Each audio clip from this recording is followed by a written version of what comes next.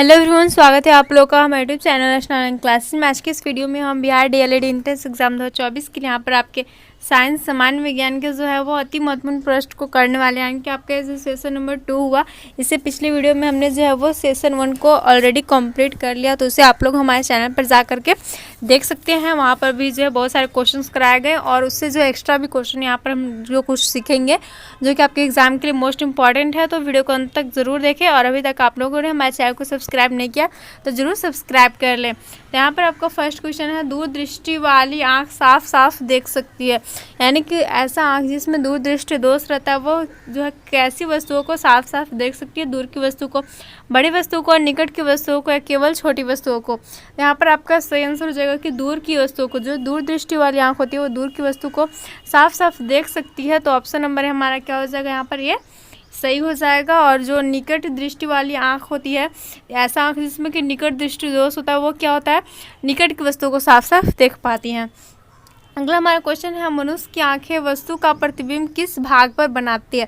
जो मनुष्य की आंखें होती है वस्तु का प्रतिबिंब कहाँ बनाती है, तो वो बनाती है आपके रेटिना पर। कहाँ बनाती है, रेटिना पर बनाती है, ठीक है। तो यहाँ पर ऑप्शन नंबर डी क्या हो जाएगा, सही हो जाएगा।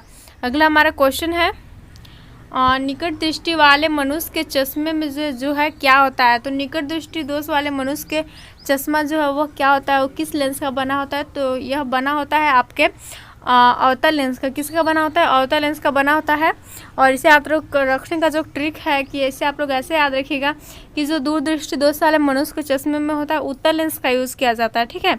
और निकट दृष्टि दोष वाले मनुष्य में जो है किसका यूज किया जाता है, अवतल लेंस का यूज किया जाता है। यानी कि आप देख सकते हैं यहाँ पर दूर में हम कितने दो शब्द का यहाँ पर प्रयोग कर रहे हैं और उत्तल में 3, तो 2 में 3 होगा। और यहाँ पर निकट में 3 आ रहे हैं यहाँ पर शब्द हमारा, और अवतल में क्या आते हैं, 4 आते हैं। तो 2 में 3 और 3 में 4, ऐसे आप लोग इसे याद रखिएगा। अगला हमारा क्वेश्चन है, स्पष्ट देखने की न्यूनतम दूरी क्या होती है। स्पष्ट देखने की न्यूनतम दूरी क्या होती है, तो वो होती है आपकी 25 सेंटीमीटर। कितनी होती है, 25 सेंटीमीटर होती है। तो यहाँ पर का ऑप्शन नंबर जो है बी बिल्कुल यहाँ पर सही हो जाएगा। और स्पष्ट देखने की जो न्यूनतम दूरी होती है वह यहाँ पर जो है न्यूनतम दूरी 25 सेंटीमीटर होती है और अधिकतम दूरी जो है वह अनंत होती है। क्या होती है, अनंत होती है। अगला हमारा क्वेश्चन है यहाँ पर, नेत्र के किस दोष को दूर करने के लिए अवतल लेंस का प्रयोग किया जाता है। तो इसे अभी हमने देखा कि अवतल लेंस का प्रयोग किया, अवतल में कितने आ रहा है, 4, 4 में 3 होगा, 3 यानी कि निकट दृष्टि दोष हो जाएगा, ठीक है। तो ऑप्शन नंबर यहाँ पर हमारा 5 का सी जो है वह बिल्कुल सही हो जाएगा। अगला क्वेश्चन है हमारे यहाँ पर, दीर्घ दृष्टि दोष के उपचार के लिए प्रयुक्त होता है। दीर्घ दृष्टि दोष यानी कि आपका दूर दृष्टि दोष, यहाँ पर दीर्घ यानी दूर होता है, दूर दृष्टि दोष के उपचार के लिए क्या प्रयुक्त होता है। तो वह प्रयुक्त होता है यहाँ पर जो दिया हुआ उत्तल ताल, उत्तल दर्पण, बाइफोकल लेंस और ताल। ताल यानी कि भी क्या होता है, ताल यानी भी आपका जो है लेंस ही होता है, ठीक है। तो इसे आप लोग ध्यान रखिएगा। तो यहाँ पर दूर दृष्टि दोष के लिए क्या हो जाएगा, निकट यहाँ पर जो है उत्तल लेंस का यूज किया जाएगा, ठीक है। तो यहाँ पर क्या हो जाएगा, 6 का ऑप्शन नंबर जो है वह बिल्कुल सही हो जाएगा। अगला हमारा क्वेश्चन है, अबिंदुकता के उपचार के लिए क्या प्रयुक्त होता है। जो अबिंदुकता एक दृष्टि दोषी होता है, इसके उपचार के लिए क्या प्रयुक्त होता है। तो इसके उपचार के लिए भी सिलेंडरी लेंस यानी कि आपका बेलनाकार लेंस का यूज किया जाता है। किस लेंस का, बेलनाकार लेंस का यूज किया जाता है। तो यहाँ पर ऑप्शन नंबर डी क्या हो जाएगा, सही हो जाएगा।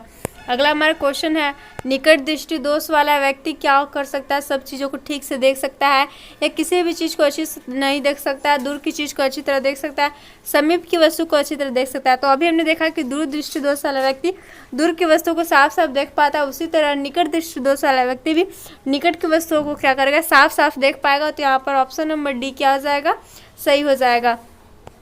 अगला क्वेश्चन है हमारे यहाँ पर, विभिन्न दूरियों पर स्थित वस्तुओं के प्रतिबिंबों को फोकस करने के लिए हमारे जो आँख के लेंस की फोकस दूरी वो किसके द्वारा परिवर्तित होती है। लेंस की फोकस दूरी जो है विभिन्न दूरी पर स्थित वस्तु को जो है यहाँ पर फोकसित करने के लिए किसके द्वारा परिवर्तित होती है। तो वह परिवर्तित होती है आपके सिलियरी मांसपेशियों के द्वारा। किसके द्वारा, सिलियरी मसल्स इंग्लिश में से कहते हैं। ऑप्शन नंबर क्या हो जाएगा, बी सही हो जाएगा। जो नेत्र की आपकी संरचना होती है, यहाँ पर जो है सिलियरी मसल्स होते हैं दोनों साइड, और ये नेत्र लेंस होता है जिसको यह साइज को, इसकी फोकस दूरी को यह नियंत्रित होता है, ठीक है।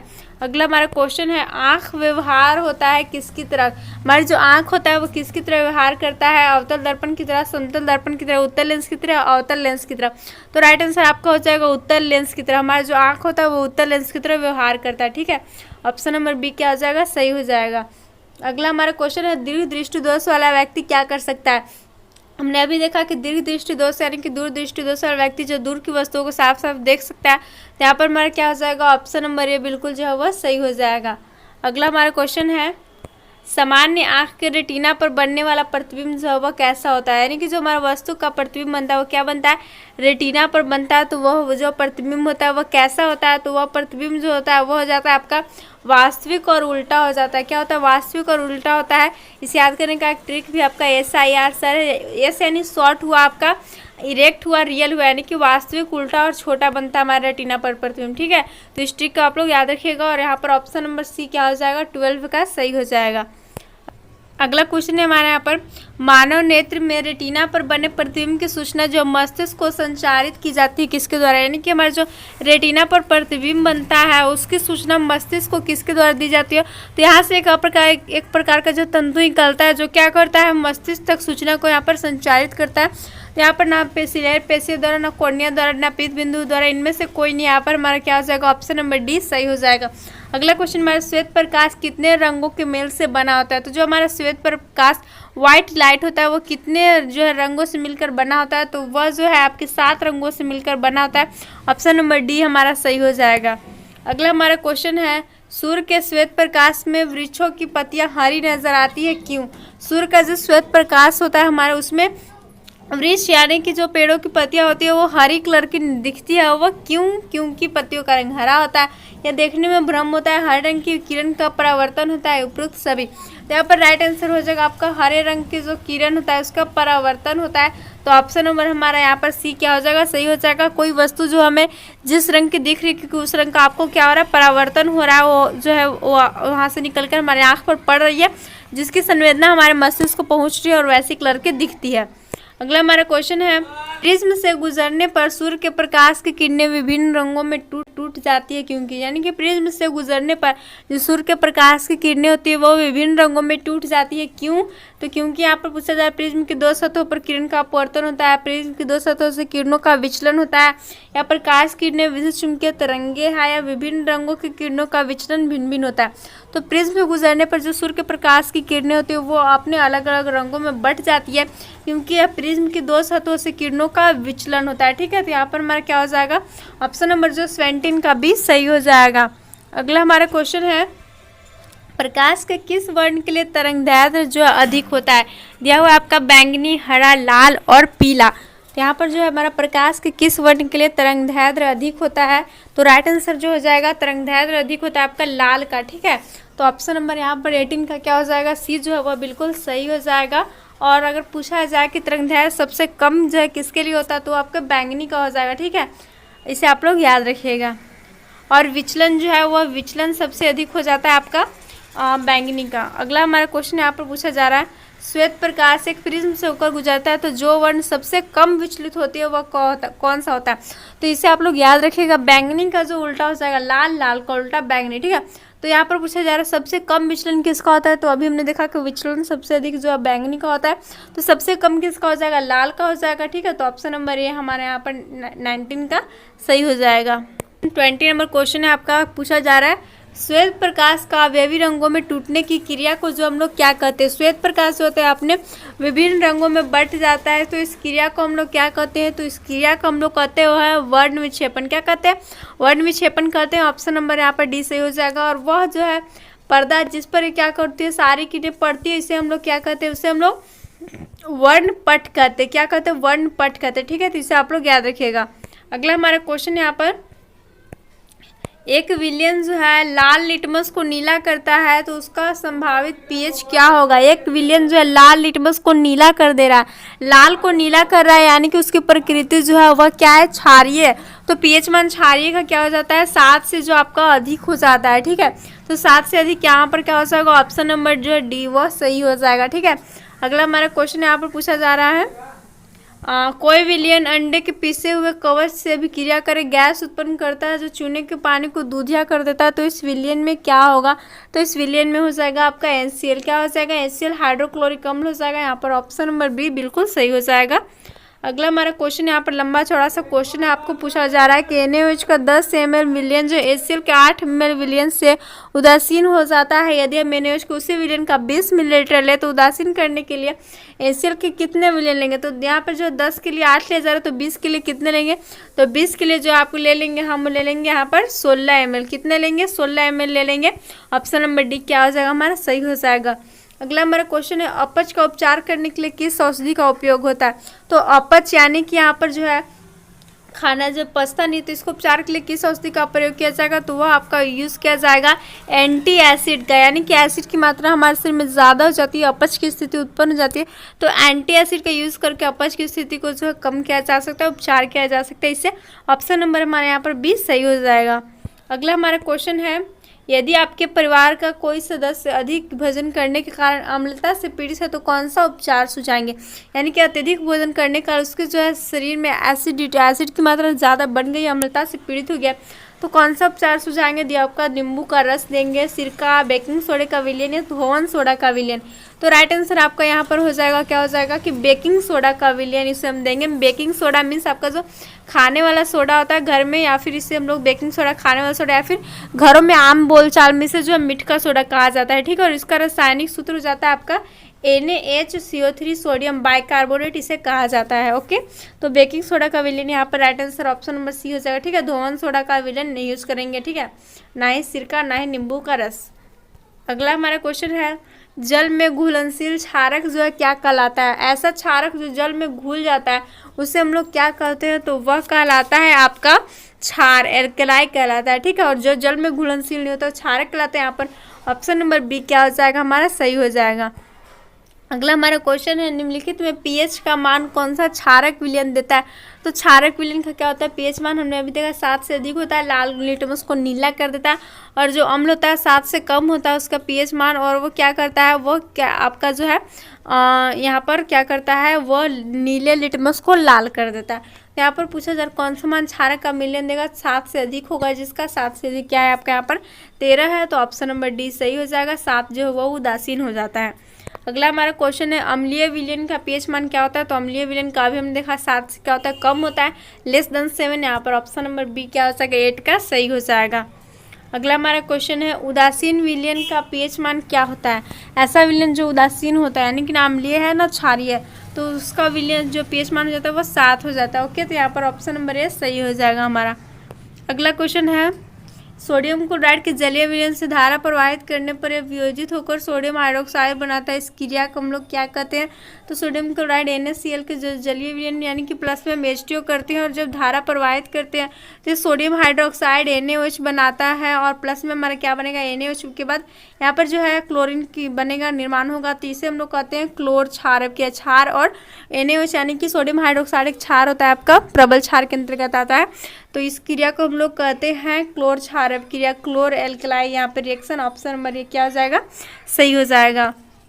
अगला हमारा क्वेश्चन है बेकिंग सोडा का रासायनिक सूत्र क्या होता है। तो अभी हमने देखा कि बेकिंग सोडा को हम लोग खाने वाला सोडा कहते हैं, यार इसका जो रासायनिक सूत्र हो जाता है NaHCO3 होता है, इसे सोडियम बाइकार्बोनेट कहते हैं। और यहाँ पर क्या हो जाएगा, ऑप्शन नंबर ये हमारा सही हो जाएगा। ओके, Na2CO3 × 10H2O आपका जो है क्या होने वाला सोडा का सूत्र है, और यहाँ पे KOH है और ये NaOH है, दोनों क्षार है। अगला हमारे यहाँ पर क्वेश्चन है निम्नलिखित में से कौन जो है वह सही है, कौन सही है, यानी कि देख सकते हैं आप सूत्र दिया हुआ है, तो Na2CO3 × 10H2O इसको हम सही कहेंगे, क्योंकि आपका जो है वो धोने वाला सोडा का सूत्र होता है सोडियम कार्बोनेट Na2CO3 × 10H2O। तो यहाँ पर 12 का ऑप्शन नंबर बी क्या हो जाएगा हमारा, सही हो जाएगा। अगला हमारा क्वेश्चन है नीला थोथा का रासायनिक सूत्र क्या होता है। तो नीला थोथा का रासायनिक सूत्र क्या हो जाता है, वो हो जाता है आपका CuSO4 इंटू हो जाता है 5H2O। ओके, तो यहाँ पर क्या हो जाएगा हमारा ऑप्शन नंबर बी बिल्कुल सही हो जाएगा। और यहाँ पर अगला हमारा क्वेश्चन पूछा जा रहा है संगमरमर का रासायनिक सूत्र जो क्या होता है। ऑप्शन है CaCO3 CaCO2 MgSCO2 MgCO3 2। तो संगमरमर क्या होता है, संगमरमर को हम लोग जो क्या कहते हैं, यहाँ पर चूना पत्थर भी कहा जाता है आपका, ठीक है। तो संगमरमर का सूत्र हो जाता है CaCO3 हो जाता है, ठीक है, कैल्शियम कार्बोनेट। यहाँ पर क्या हो जाएगा, ऑप्शन नंबर ए बिल्कुल हमारा 14 का सही हो जाएगा। अगला हमारा क्वेश्चन है यहाँ पर पूछा जा रहा है सोडियम कार्बोनेट का अणुसूत्र क्या होता है। सोडियम कार्बोनेट यानी कि Na2CO3 होता है आपका, ठीक है। तो सोडियम भी है और कार्बन यहाँ पर कार्बोनेट है, CO3 को कार्बोनेट कहा जाता है। तो ऑप्शन नंबर यहाँ पर ये क्या हो जाएगा हमारा, सही हो जाएगा 15 का। अगला हमारा क्वेश्चन यहाँ पर सोडियम कार्बोनेट के जलीय विलयन में मिथाइल ऑरेंज का घोल मिलाने पर घोल का रंग परिवर्तित होकर कैसा हो जाता है। तो सोडियम कार्बोनेट यहाँ पर जो Na2CO3 होता है इसके जलीय विलयन में यानी प्लस में H2 करके मिथाइल ऑरेंज का घोल मिलाएंगे तो इसका परिवर्तित होकर कैसा हो जाता है, तो वह हो जाता है आपका पीला येलो हो जाता है। तो ऑप्शन नंबर ये हमारे यहाँ पर सही हो जाएगा। अगला हमारा क्वेश्चन है निम्नांकित में जो है कौन लवण है, पूछा जा रहा है कौन जो है वो लवण है, साल्ट है। तो HCl का आपका क्या है, HCl जो एक प्रकार का आपका अम्ल है, ये क्षार है, OH है इसमें, ये भी क्षार है। K2SO4 यहाँ पर राइट आंसर आपका हो जाएगा ऑप्शन नंबर सी। अगला क्वेश्चन हमारा शल्य चिकित्सा में टूटी हड्डियों के लिए प्रयुक्त होने वाला रासायनिक पदार्थ कौन सा है। यानी कि शल्य चिकित्सा में सर्जरी में जो टूटी हुई हड्डियों को जोड़ने के लिए जो यूज किया जाता है रासायनिक पदार्थ वो कौन सा होता है, तो आपका हो जाता है प्लास्टर ऑफ पेरिस होता है, ठीक है। प्लास्टर ऑफ पेरिस होता है, पेरिस प्लास्टर यहाँ पे दिया हुआ है, ऑप्शन नंबर 18 का सी सही हो जाएगा। अगला हमारे यहाँ पर क्वेश्चन है सोडा अम्ल अग्निशामक, यहाँ पर पूछा जा रहा है सोडा अम्ल अग्निशामक में NaCO3 के जलीय विलयन के साथ कौन सा अम्ल मिश्रित होता है।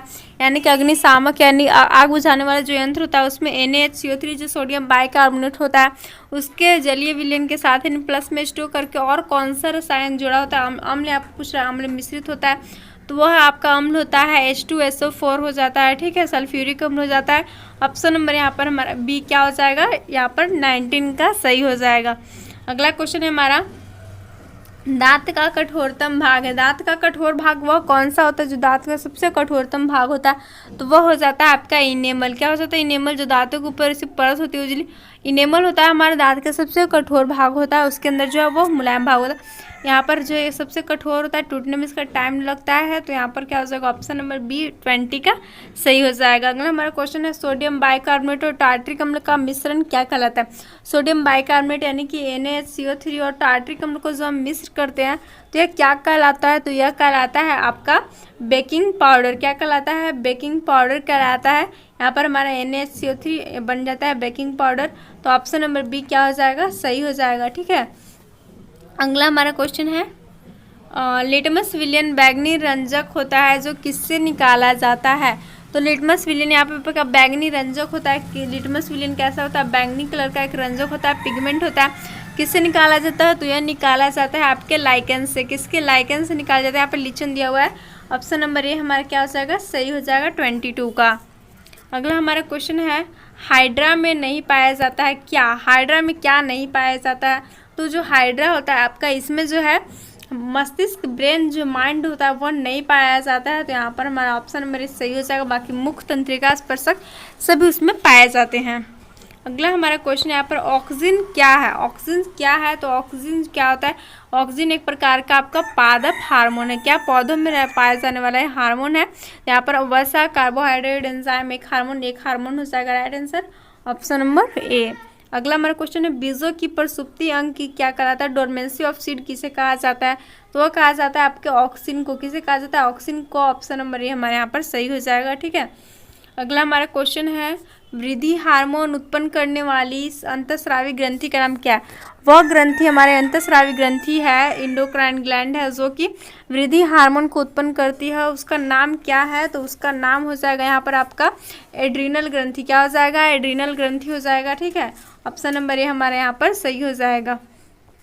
अगला हमारा क्वेश्चन है अनुमस्तिष्क उत्तरदायी है किसके लिए। अनुमस्तिष्क किसके लिए उत्तरदायी होता है, तो अनुमस्तिष्क उत्तरदायी होता है आपके संतुलन के लिए, बैलेंस के लिए।